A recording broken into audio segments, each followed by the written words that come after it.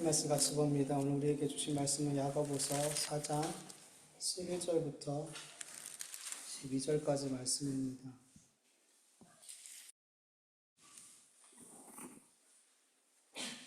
야고보서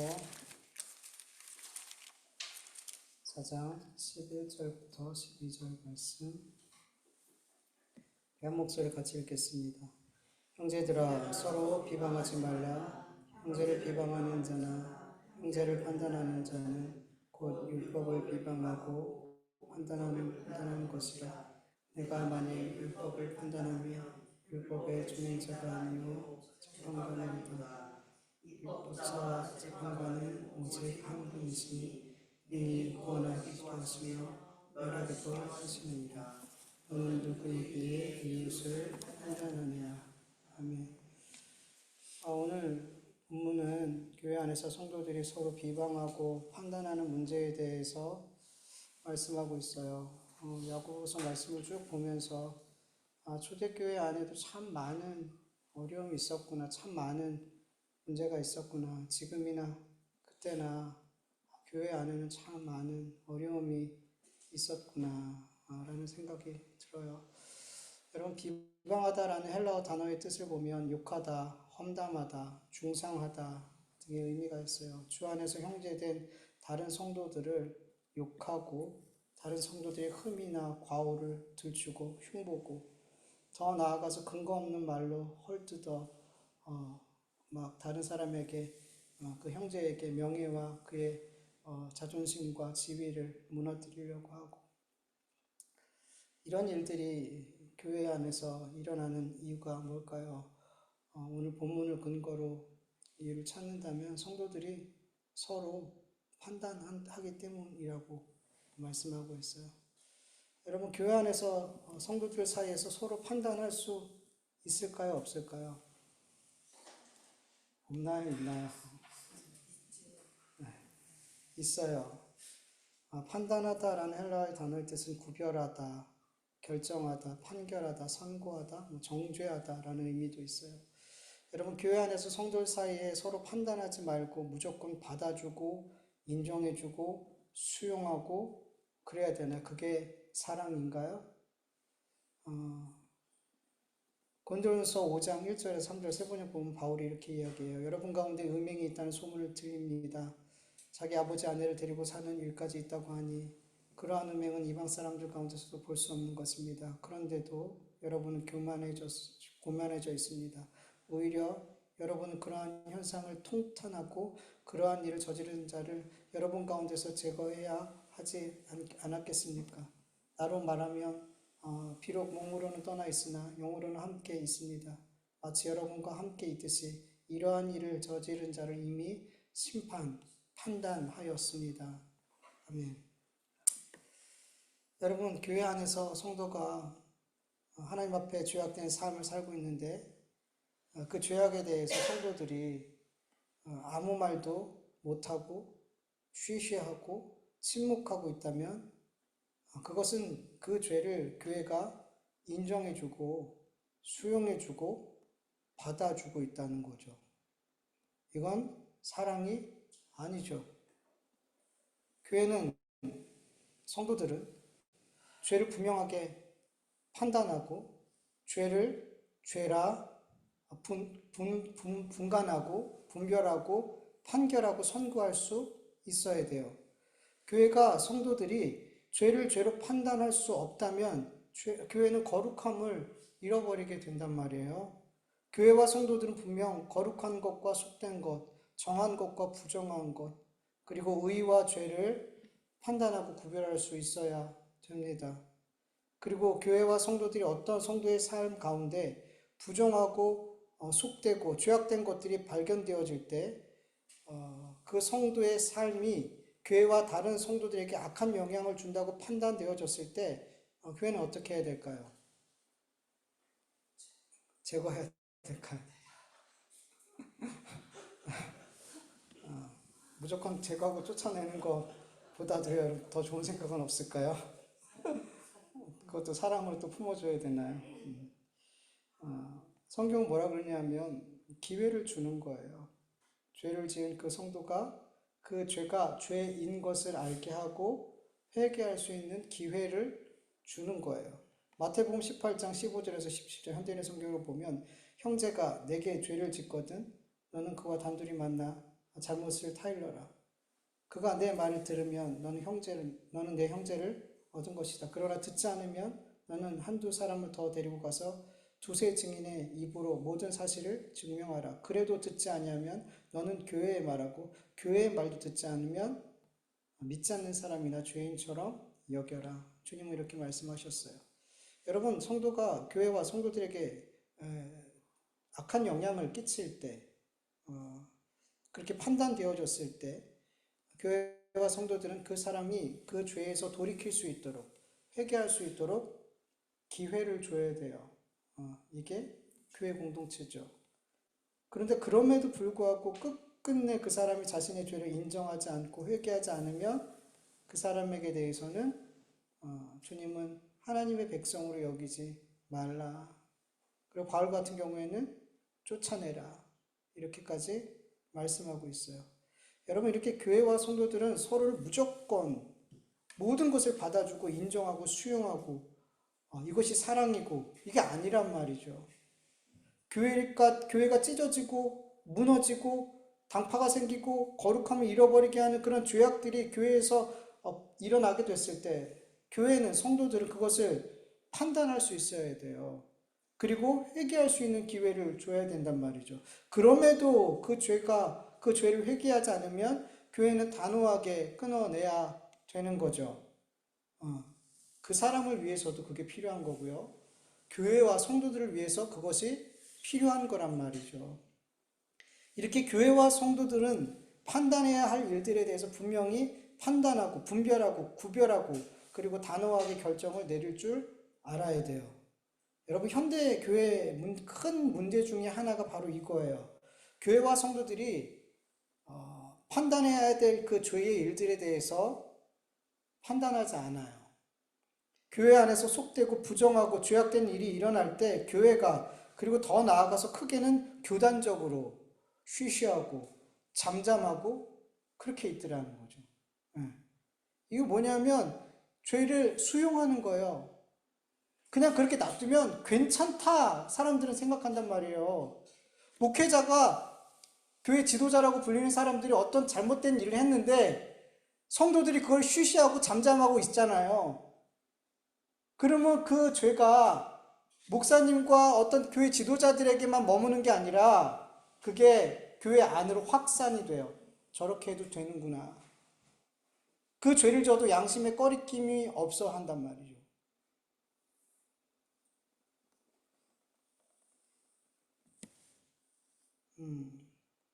직무유기인 거예요. 교회가 해야 할 일을 하지 않는 거예요. 여러분, 성도들은 주님의 몸된 교회의 거룩과 또 바른 신앙생활과 하나님 주신 그 올바른 질서를 잘 세워가기 위해서 건강하게 판단할 줄 알아야 되는 거예요. 여기서 판단은 사람의 기준에 있어서의 판단이 아니에요. 다수의 판단이 옳은 게 아니란 말이죠. 교회에서 어떤 걸 판단할 때는 그 기준이 사람의 생각과 사람의 경험과 다수의 의견이 아니에요. 뭘까요? 하나님 말씀이죠. 하나님의 말씀이 판단하게 해야죠. 그게 맞아요. 여러분, 예수님께서 요한복음 18장을 보면은 너희는 사람을 너희가 정한 기준대로 심판하는데 판단하는데 나는 아무도 심판하지 않아. 나는 아무도 판단하지 않아. 라고 말씀하세요. 그러면서 뭐라 그러냐면 혹 내가 심판을 한다면 판단을 한다면 그 판단은 그 심판은 오라. 예수님 그렇게 말씀하세요. 왜냐하면 내가 하는 말이 아니라 내 안에 계신 하나님, 하나님 나와 함께 하시기 때문에 하나님의 말씀이 나와 함께 하시기 때문에 내가 하는 판단은 오라 라고 말씀하신단 말이에요. 여러분, 우리가 교회 안에서 어떤 죄악을 판단할 때 그거는 우리의 경험이 아니에요. 다수의 의견이 아니에요. 하나님의 말씀으로 교회는 판단할 수 있어야 돼요. 우리의 개인의 것이 아니란 말이죠. 그리고 중요한 것은 우리 교회 안에서 어떤 일이 일어났을 때 그것을 판단할 때 중요한 또 한 가지는 뭐냐면 누가복음 6장을 보면 예수님께서 이렇게 말씀하세요. 너는 내 눈 속에 있는 들보를 보지 못하면서 어찌하여 형제에 말하기를 형제여 내 눈 속에 있는 티를 빼라 할 수 있느냐. 외식하는 자여 먼저 내 눈 속에 있는 들보를 빼라. 그 후에야 내가 밝히 보고 형제의 눈 속에 있는 티를 빼리라. 여러분 우리가 어떤 죄악을 발견할 때 형제의 죄악을 발견할 때 여러분 먼저 그 형제의 죄를 보고 판단하는 게 아니라 먼저 누굴 보래요? 나를 보래요. 그 형제의 죄악된 모습을 보면서 가장 먼저 할 일은 나를 보는 거예요. 하나님 저에게 저런 모습이 있습니다. 하나님 저도 저런 교만함이 있습니다. 저에게도 저런 죄악이 있습니다. 그리고 그걸 먼저 하나님 앞에 회개하는 거예요. 그럴 때 우리는 다른 형제의 그것을 판단할 때 우리는 그를 공격하고 나는 너보다 나은 사람이야 이런 교만한 마음으로 하는 게 아니라 겸손하게 주님 저도 똑같습니다. 하나님 저도 저렇게 될 수 있습니다. 그런 겸손하고 두려운 떨리는 마음으로 그 죄를 대할 수 있게 된다는 거예요. 이런 마음과 이런 말씀의 기준으로 우린 교회 안에서 일어나는 일들에 대해서 판단할 수 있어야 되는 거예요. 근데 여러분 교회 안에서 판단하는 일이 분명 필요한데 성경은 왜 판단하지 말라고 하는 걸까요? 여러분 성경에서 말씀하고 있는 하지 말라고 하는 그 판단은 도대체 어떤 것일까요? 그것은 내가 옳고 그름의 주인이 돼서 판단하는 그 판단. 내가 입법자와 재판관이 되어서 다른 사람을 판단하는 자리에 앉는 것. 이걸 하지 말라는 거예요. 이거를. 여러분 우리 많이 경험하잖아요. 내가 누군가를 판단하고 누군가를 정죄하고 비방하게 됐을 때 그 판단이 잘못된 판단이었다는 것을 우리는 살면서 많이 경험하잖아요. 되게 자주 경험하잖아요. 여러분 우리의 판단은 정의롭지 못해요. 평등하지 않아요. 한결같지도 않아요. 왜냐하면 판단하는 내가 정의롭지 못하거든요. 판단하는 내가 평등하지 않거든요. 판단하는 내가 한결같지 않거든요. 어떤 상황에 있느냐, 어떤 사람을 만났냐에 따라서 그때그때마다 나의 판단은 달라져요. 가장 정의롭고 평등하고 한결같아야 할 그 재판 자리에서 얼마나 놀랍도록 똑같은 상황에서 다른 판단들이 나오는지 우린 되게 많이 매스컴을 통해서 보고 듣잖아요. 어떻게 똑같은 상황인데 이렇게 다른 판결을 내리지? 많이 보잖아요. 우리의 삶에도 이런 삶이 참 많고요. 여러분, 우리가 다른 누군가를 판단할 때 그 판단의 기준은 나를 넘어설 수가 없어요. 나의 경험을 못 넘어서고, 나의 지식을 못 넘어서고, 나의 자라온 배경을 못 넘어서고, 나의 성품을 못 넘어선단 말이에요. 예. 그런데 여러분, 내가 경험하지 못한 일이 얼마나 많냔 말이죠. 내가 알지 못하는 지식이 얼마나 많냔 말이죠. 나와 다른 배경의 삶을 산 사람들이 얼마나 많고, 나와 다른 성품의 삶이 얼마나 많냔 말이에요. 그런데 겨우 나를 기준으로, 내 지식, 내 경험, 내 배경, 내 성품을 기준으로 다른 누군가의 옳고 그름을 판단한다는 게 여러분 있을 수가 있을까요, 이게? 그럼에도 죄인된 인간은 이 죄악으로부터 나오는 그 교만함으로 말미암아 여전히 나를 기준으로 나를 입법자와 나를 재판관의 자리에 앉혀서 다른 사람을 그렇게 계속해서 판단하는 삶을 살더라는 거죠. 여러분 인지 편향이라는 말을 들어보셨나요? 정보를 수집하고 처리하고 이해하는 과정을 인지 과정이라고 그러죠. 그런데 사람들은 무엇인가를 인지하는 과정에서 현실을 왜곡되게 인식하거나 합리적인 판단을 내리지 못하는 일종의 오류를 범하게 되는데 이것을 인지 편향이라고 그래요. 편향은 어떻게 한쪽에 쏠린 거잖아요. 인지 편향이라고 그래요.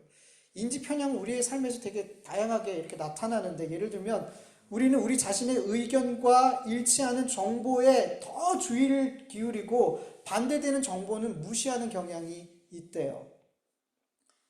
어떤 내가 좋아하는 음식은 긍정적인 그 음식에 대한 긍정적인 정보는 기억하는데 부정적인 정보에 대해서 별로 기억하고 싶어 하지 않는데요. 어떤 정치적인 성향의 사람은 그 정치적인 성향에 유리한 뉴스만을 접하고 반대되는 뉴스는 접하지 않으려는 경향이 있대요. 그래서 결국 현실을 왜곡하고 바르게 인식하지 못하고 합리적인 판단을 하지 못하더라는 거죠. 이러한 현상에 대해서 인간의 뇌가 현실을 단순화하고 효율적으로 처리하기 위해서 이런 인지 편향이 나타난다라고 사람들은 추측을 해요. 그런데 여러분, 저는 개인적으로 우리의 뇌가 이런 인지 편향을 만들어내는 것이 아니라 우리의 죄성이 인지 편향을 만들어낸다고 생각이 돼요. 내가 옳고 그름의 기준이 되고 싶어하는 그 죄성에서 나오는 우리의 교만함이 내가 내 경험과 지식과 배경과 성품에서 나오는 나의 옳음, 이게 옳은 거야. 이것을 확고히 하기 위해서 현실을 제대로 보지 않으려고 하는 거예요. 이게 옳아. 이게 옳아. 이것을 끝까지 고집하기 위해서 반대되는 것을 안 듣고 안 보려고 하고 인정하지 않으려는 거예요. 그래서 나의 옳음을 확고하게 하는 정보들만 더 수집하고 더 그것을 확고히 하려 하고 그런 말들을 하는 사람과 나에게 동조해주고 옳다라고 하는 사람들만 더 나의 편으로 들이고 그런 사람들과 어울리게 되고 그래서 유유상종이라고 그러잖아요. 거기서 정당이 파가 만들어지는 거죠. 나의 옳음을 확고히 하기 위해서 나와 다른 사람을 틀렸다 판단하고 정죄하고 욕하고 험담하고 중상모략을 하더라는 거죠. 여러분, 성경에서 하지 말라고 하는 그 판단은 이렇게 내가 옳고 그름의 주인이 되고 입법자와 재판관이 되어서 다른 사람을 판단하려는 이러한 판단을 하지 말라라는 거죠. 이것은 우리의 죄악된 성품에서 나오는 교만이니까. 그리고 더 나아가서 성경은 이런 판단하는 사람들은 율법까지도 판단한다 그러죠. 여러분, 율법을 판단하는 것 누구를 판단하는 거죠? 이 율법을 만드신 하나님을 판단한다는 거죠. 하나님이 옳다고 하는데 하나님 그거 틀렸어요 라고 우리가 말하더라는 거죠. 하나님이 이거 틀렸어 그러는데 우리는 아니요 하나님 그거 옳아요. 그렇게 판단한다는 거죠. 결국에 이 판단의 끝은 내가 하나님의 자리에 서는 거예요. 그래서 하나님까지도 판단하는 자가 되려는 거예요. 그래서 성경은 이런 판단을 하면 안 된다. 이런 판단하는 자들에게 성경은 뭐라고 말씀하시냐면 12절을 현대인의 성경으로 보면 입법자와 재판장은 구원하기도 하시고 멸하기도 하시는 하나님 한 분밖에 없습니다. 도대체 여러분은 누구인데 이웃을 판단합니까? 여러분, 우리는 입법자도 재판자도 아니에요. 입법자와 재판자는 오직 하나님 한 분이시죠. 하나님이 누구를 구원하기도 하시고 누구를 멸망시킬 수 있는 유일하신 분이죠. 여러분, 다른 사람을 재판하고 법을 만드는 사람도 결국에는 그 법 밖으로 나아갈 수 있어요, 없어요? 그 법 안에 있어요. 그 법 안에 있어요. 여러분, 다리오 왕이 온 나라에 칙령을 내렸어요. 나에게만 기도해라. 어떤 신에게도 어떤 사람에게도 구하지 말아라. 그렇게 칙령을 내렸어요. 그걸로 인해서 다니엘이 사자굴에 던져지게 되잖아요. 근데 이 법을 자기가 내렸는데 자기가 만들어서 선포했는데 이거 바꿀 수 있어요? 못 바꿔요. 바꿀 수 있으면 다니엘을 사자굴에 던지지 않아도 된단 말이죠. 근데 못 바꾸더라는 거죠. 자기가 말한 왕의 권력으로 어마어마한 왕의 권력으로 자기가 법을 만들었어요. 근데 그 법 안에 있더라는 거죠. 못 바꾸더라는 거죠. 여러분, 사람이 법을 만들고 그 법을 집행해도 사람은 법 안에 있어요. 근데 유일하게 법을 만드시고 재판하시는데 그 법 밖에 있는 분이 있다면 그분은 누구밖에 없어요? 하나님 한 분밖에 없는 거예요. 그래, 절대적이고 완전한 권한을 가진 입법자와 재판자는 하나님 한 분밖에 없는 거예요. 그리고 이 하나님만이 모든 인생의 최종적인 구원과 심판을 결정하시는 분이 이 하나님이라는 거죠. 이 하나님 앞에 모든 인생들은 이 하나님이 내리신 그 법에 따라야 되는 준행자들이에요. 행해 그것을 순종해야 되는 자들이지 우리가 그 법을 만들고 그 법에 심판하는 자리에 앉으면 안 되는 거예요. 하나님 앞에 우리가 월권하는 거란 말이에요. 예. 그리고 우리가 하나님의 자리에 앉아서 다른 이들을 하면 안 되는 이유가 또 있어요. 마태복음 7장 2절을 보면 현대인의 성경으로 보면 너희가 남을 판단하는 것만큼 너희도 판단을 받을 것이며 남을 저울질하는 것만큼 너희도 저울질 당할 것이다. 로마서 2장 1절 그러므로 남을 판단하는 사람아 누구를 막론하고 내가 핑계하지 못할 것은 남을 판단하는 것으로 내가 너를 정죄함이니 판단하는 내가 같은 일을 행함이라. 아멘. 여러분 우리가 재판 자리에 앉아서 다른 형제를 판단하고 저울질하지만 결국 우리도 누군가에게 판단당하고 저울질 당한단 말이죠. 왜냐하면 나도 그 일을 내가 판단하고 정죄하고 저울질했던 그 일을 누구도 행한다. 나도 행한다. 성경은 누구를 막론하고 그러니까 모든 사람이 그렇게 한대요. 모든 사람이 내가 누군가를 판단했던 그 일을 자기도 분명히 한다고 말씀하고 있어요. 네. 그래서 결국 다른 형제를 판단하고 저울질하고 정죄했다면 그거는 곧 내가 나 스스로를 판단하고 정죄한 거나 같다라는 거죠. 난 절대 엄마처럼 살지 않아. 난 절대 아빠처럼 살지 않아. 그랬던 아이들이 자라서 엄마의 모습이 나오고 내가 그렇게 미워했던 아빠의 모습이 나오더라는 거죠. 나는 저 자리에 올라가면 저렇게 아랫사람한테 대하지 않을 거야. 난 더 잘할 거야. 근데 그 자리에 막상 올라가니까 더 꼰대 짓을 하고 더 악한 일을 하더라는 거죠. 제가 몇 주 전에 하나님 앞에 되게 회개한 일이 있어요. 엘리베이터를 타고 내려가려고 하는데 하나는 저층에 멈춰 있고 하나는 올라오고 있더라는 거죠. 근데 이제 이 올라가는 게 제가 있는 층보다 더 올라가면 더 오래 기다려야 돼요. 그래가지고 저층도 누르고 올라오는 것도 눌렀죠. 빨리 오는 거 타야지. 뭐 급한 일이 있었던 것도 아니에요. 그렇게 눌렀어요. 근데 타이밍이 안 좋게 그 두 개가 거의 동시에 같이 와버렸죠. 그래서 이게 속으로 이건 아닌데. 그리고 어쨌든 하나를 타고 내려갔어요. 내려가면서 제가 무슨 생각을 했게요. 지하 1층에 내려가면서 제발 지하 1층에 아무도 없어라. 아무도 없어라. 그런 마음으로 내려갔는데 탁 열자마자 아주머니가 한 분이 인상을 쓰고 있는 거예요.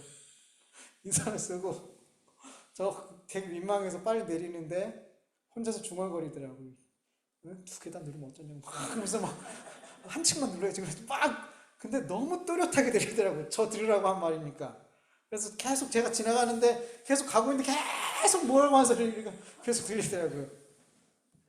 근데 속으로 처음에 드는 생각은 화가 났어요. 자기는 안 그러나? 자기도 두 개 누르진 않나? 그래서 되게 속이 열이 받더라고요. 처음에 드는 생각이. 근데 두 번째 생각이 하나님 앞에 회개하는 마음이 들었어요. 왜냐면 하나님께서 무슨 생각을 주셨거든요. 제가 지하 1층에서 이렇게 기다리면 종종 20층까지 두 대가 올라갔다가 한 대만 내려와요. 그러면 그 예준이 또래 고등학생, 중고등학생 그런 애가 항상 내려와요. 그걸 제가 몇 번 경험했어요. 어느 날 바쁠 때 있었었는데 그때도 20층까지 두 개가 올라가더니 또 하나가 올라올 때 또 걔가 나오는 거예요.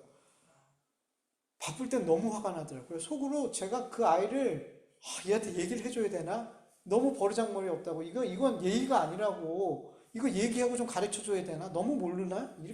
이렇게 기본적인 예의가 없나? 그러면서 막 그 아이를 속으로 판단하고 정죄하고 뭐라고 했죠. 그 사건이 제 마음에 그 아이한테 막 뭐라고 했던 그 아이에게 되게 정죄했던 제 마음 그게 하나님 탁 생각나게 하시더라고요. 그래서 그 아주머니에 대해서 지는 안 그러나 이런 말이 쏙 들어가고 내가 잘못했구나. 내가 저분한테 되게 내가 느꼈던 그 분노, 그 화남 내가 저분한테 그걸 또 드렸구나. 의도치 않게. 그러면서 그 아이에게 생각했던 그 아이에게 되게 미워했던 마음, 되게 화났던 마음들이 이렇게 수그러들면서 제가 회개가 나오더라고요. 하나님 죄송해요. 제가 그 아이에 대해서 그 아이가 어떤 상황에서 그런지 모르겠지만 그게 습관이든 어쨌든 저는 잘 모르겠지만 하나님 판단하고 정죄하고 그 했던 그거를 제가 이렇게 그대로 다른 사람한테 피해를 주게 됐네요. 하나님 용서해 주세요. 용서해 주세요. 그러면서 운전하면서 이렇게 갔던 일이 있어요. 그러면서 그때 생각했죠. 이제 저는 말씀을 다 이렇게 어디 말씀을 이렇게 해야 되는지 아니까. 그래서 이 본문 말씀 같이 나눌 때 이 이야기 해야겠다. 근데 마침 또 말씀 준비하는데 그 생각이 또 떠올라가지고 또 나누게 됐어요. 근데 되게 소소한 거잖아요. 작은 일이잖아요. 근데 그런 일들이 우리에게 되게 많은데 기억나지가 않아요. 내가 했던 것들은. 그 사람이 지금 나에게 했던 것만 막 그렇게 판단하고 정죄하고 그러고 있는데 내가 다른 사람에게 나도 분명히 똑같이 했는데 나는 생각이 안 난다는 거예요. 나는 내가 했던 것들. 근데 여러분, 내가 누군가를 정죄하고 어떤 일로 인해서 판단할 때 여러분 기억하셔야 돼. 이걸 기억하셔요. 나도 저렇게 했어. 나도 분명히 저렇게 했어. 나도 분명히 누군가에게 저렇게 했을 거야가 아니라 나도 분명히 저 사람에게 어떤 누군가에게 저렇게 피해를 줬어. 저렇게 힘들게 했어. 저렇게 누군가에게 속상함을 줬어. 라고 생각하시길 분명히 그렇게 했다라고 받아들이길 간절히 원합니다. 우린 분명히 그렇게 했어요. 그리고 혹 만에 하나 안 했을지라도 앞으로 그렇게 할 거예요. 그걸 여러분 우리가 인정해야 되는 거예요. 그리고 그런 삶을 살고 그것이 내가 회개가 되지 않았다면 어떻게 해야 되는 거예요? 회개해야 되는 거예요. 이런 것들이 자꾸만 회개되어질 때 우리의 마음에 우리가 다른 누군가를 자꾸 판단하고 할 때마다 이게 떠오르는 거예요. 그치. 나도 이런 사람이지. 나도 똑같이 행했지. 그렇게 되는 거예요. 어떤 사람의 말과 행동과 결정들을 잘못됐다, 잘했다, 판단하고 정죄하고 이런 모든 것이 결국엔 내가 그렇게 하게 되더라는 거죠. 내가 나 스스로한테 유죄 판결을 내리더라는 거죠. 그리고 다른 사람에게 했던 그 판단과 정죄과 비난을 고스란히 나도 다른 사람에게 받게 되어 반드시. 그리고 하나님께서도 우리를 정죄하죠. 단순히 다른 사람을 정죄했기 때문에 정죄한 게 아니라 하나님의 자리에 앉아서 하나님처럼 행동하려는 그 죄악 때문에 하나님 우리를 죄에 있다 말씀하시는 거예요. 여러분 진정으로 유일한 재판관은 구원하기도 하시고 또 멸하시기도 하시는 하나님 한 분이심을 믿으시길 간절히 원합니다. 우리가 그 하나님의 자리에 서려 할 때 하나님은 우리에게 묻습니다.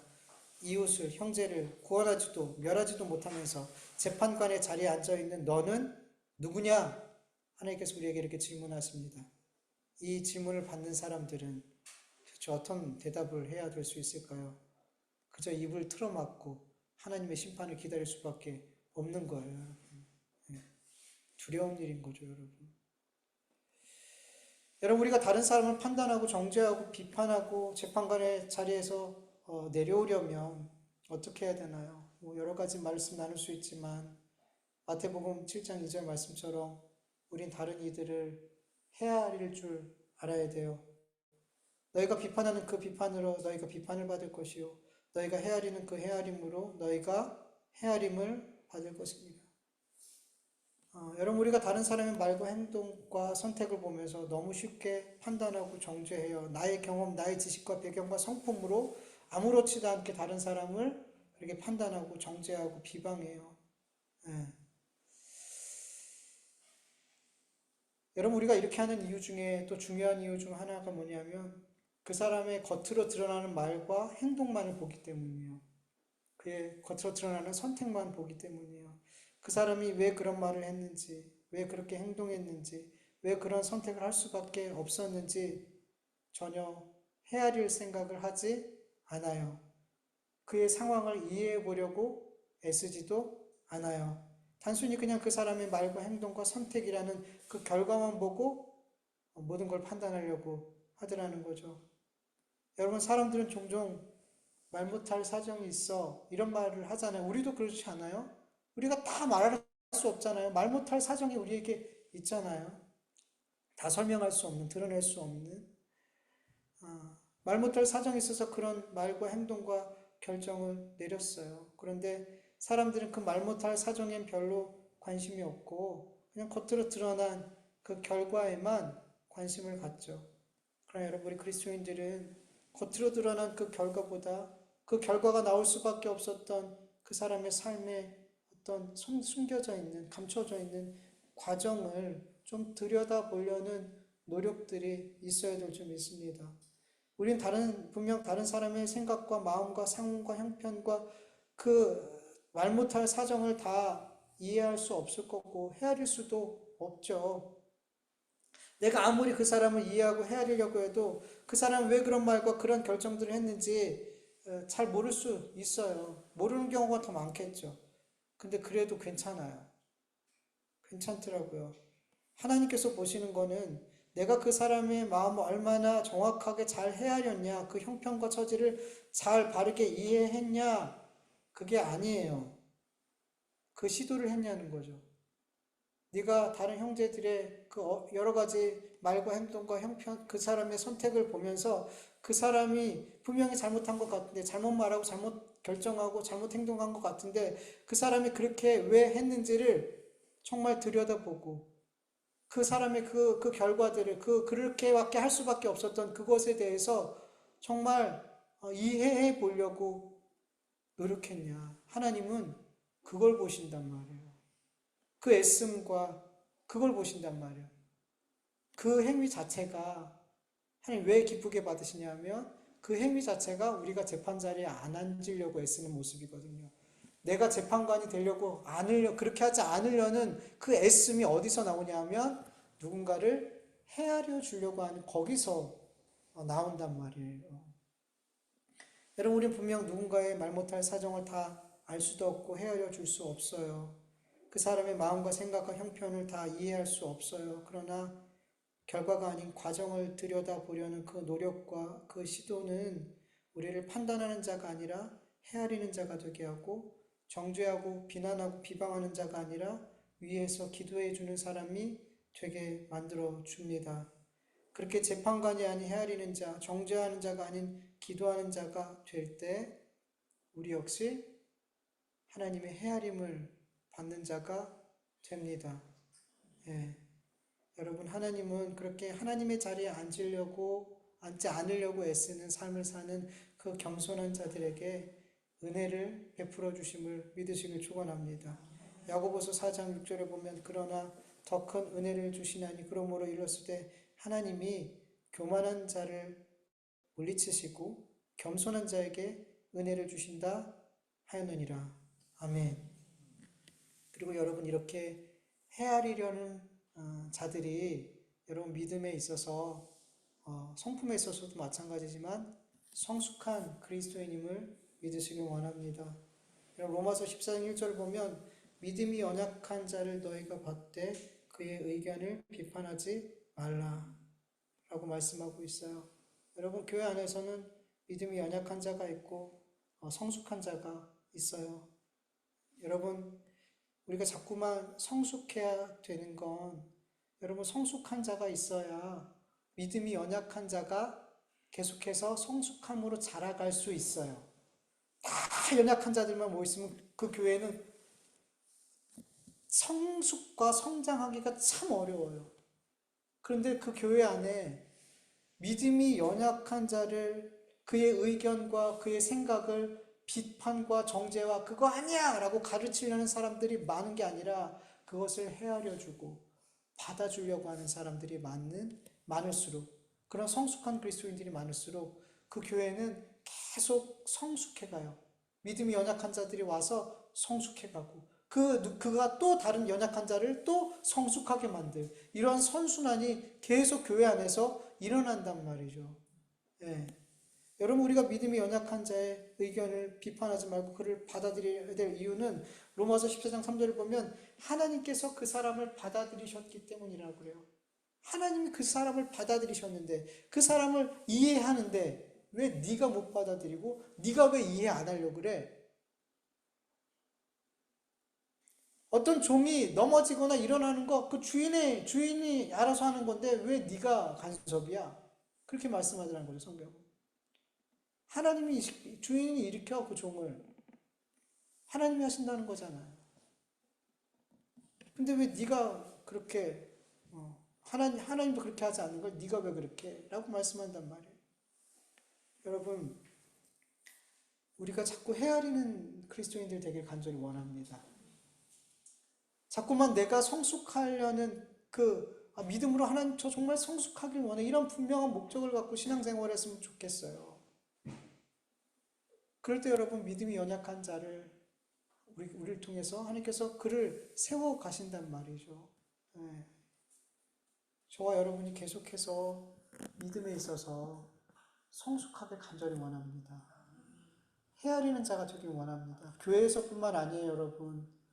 밖에서도, 교회 밖에서도 사람들과의 관계에서 헤아리는 자가 되는 거예요. 여러분, 요즘 세대들 헤아리지 않아요. 젊은 사람들 너무 자기밖에 몰라요. 옛날에도 자기밖에 모른다 그러잖아요. 어른들이 젊은 사람들 보면서. 근데 지금은 그렇게 들어왔던 사람들이 볼 때도 너무 자기만 생각해요. 자기 권리만 생각해요. 헤아리지 않아요. 이해하려 하지 않아요. 이런 세대, 그게 너무 극에 달하고 있단 말이죠. 이런 세대에서 우리 그리스도인들이 헤아리는 삶을 살아야 돼요. 요즘 젊은 사람들 왜 그럴 수밖에 없을까? 또 우리가 정죄하는 게 아니라 그들을 헤아려 보려는 애씀과 노력이, 내 자녀를 헤아려 보려는 애씀과 노력이 우리 안에 있어야 될 줄 믿습니다. 네. 헤아리는 자가 되길 간절히 원합니다. 우리 같이 말씀을 기억하면서 잠깐 기도드리죠.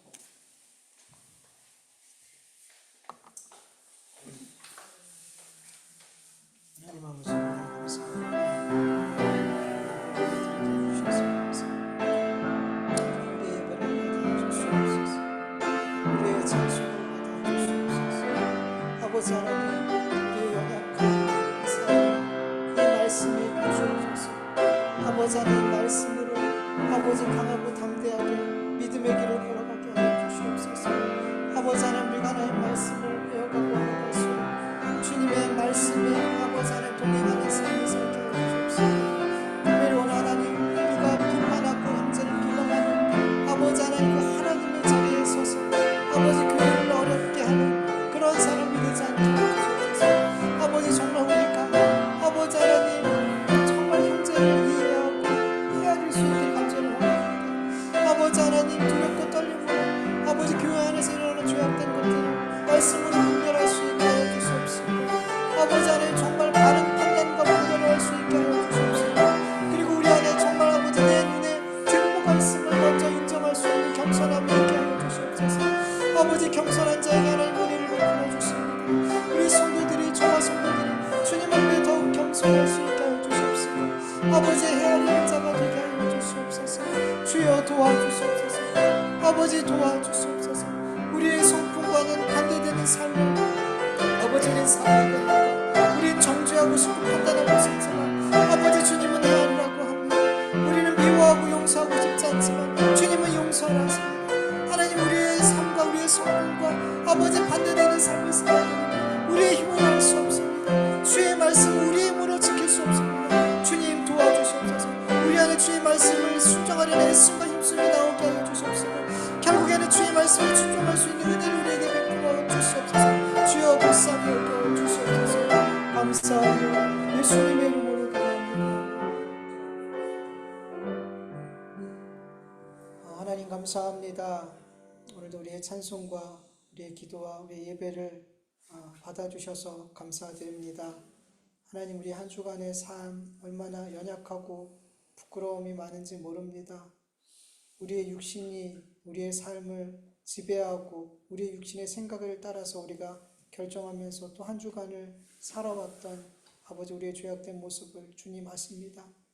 용서하여 주시옵시고 주님, 오늘도 주의 말씀을 드리며 주님 앞에 가까이 나왔사오니 주님을 가까이 한, 그리고 주의 말씀을 가까이 한 우리들에게 은혜를 베풀어 주셔서 아버지 조금이라도 더 아버지 우리의 삶 속에서 하나님의 말씀을 따라 사는 삶, 육이 아니라 주의 성령을 따라 사는 삶이 되어져 갈 수 있도록 은혜 베풀어 주시옵소서.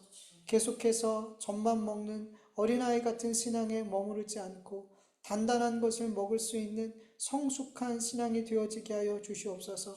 특별히 오늘 말씀처럼 비판하고 비난하고 아버지 하나님의 자리에 앉아 재판관의 자리에 앉아 그렇게 교만한 삶을 살려는 우리의 성품을 거슬러 아버지 다른 일을 헤아리고 다른 일을 용서할 수 있는 다른 일을 받아줄 수 있는 은혜를 베풀어 주시옵소서. 또한 건강하게 판단함으로 말미암아 아버지 하나님 연약한 죄악 가운데 있는 형제들을 돌이킬 수 있게 하여 주시옵시고 아버지 하나님 교회의 바른 치리와 바른 아버지 하나님 판단함이 아버지 교회에 건강하게 세워져서 아버지 하나님 교회를 흩뜨리고 교회를 깨뜨리는 일들이 있다면 그것은 분명하게 아버지 하나님 단호하게 처신할 수 있는 교회가 되어줄 수 있도록 또한 은혜 베풀어 주시옵소서. 하나님 앞에 귀한 예물을 올려드리오니 아버지 하나님 이 예물이 아무 생각 없이 그냥 습관처럼 드려지는 예물이 아니라 내게 주신 모든 것이 하나님의 것임을 믿음으로 고백하며 이 예물을 드리게 하여 주시옵시고 하나님이 나의 생명의 주 되심을 믿으며 이 예물을 드리게 하여 주시옵소서. 이 예물들이 드려질 때 하나님의 나라와 영광을 위해서 바르게 사용되어질 수 있게 하여 주시옵시고 하나님 사람의 뜻이 아닌 하나님의 뜻이 무엇인지 깨달아져서 아버지 하나님 하나님의 뜻에 합당하게 쓰여지게 도와주시옵소서. 드린 손길 위에 하나님께서 은혜 베풀어 주셔서 하나님이 필요한 모든 육적인 영적인 것들 아시오니 우리의 형편을 아시오니 주님 가장 선한 것으로 우리에게 채워주실 줄 믿습니다. 그래서 매 순간 하나님이 주신 것들에 감사할 수 있는 우리 온 성도들 되어줄 수 있도록 은혜 베풀어 주시옵소서. 그 감사 위에 감사가 더해질 수 있도록 도와주시옵소서. 이제는 하나님의 은혜와 예수 그리스도의 한량없는 은혜와 하나님 아버지의 사랑하심과 성령님의 인도하심과 교통하심과 충만하심이 다른 사람을 판단하고 정죄하는 그 교면의 자리에서 내려와서 헤아릴 수 있는 삶을 살기를 원하는 하나님의 자녀들 머리 위에 그 가정과 일터 위에 이제로부터 영원토록 함께할지어다.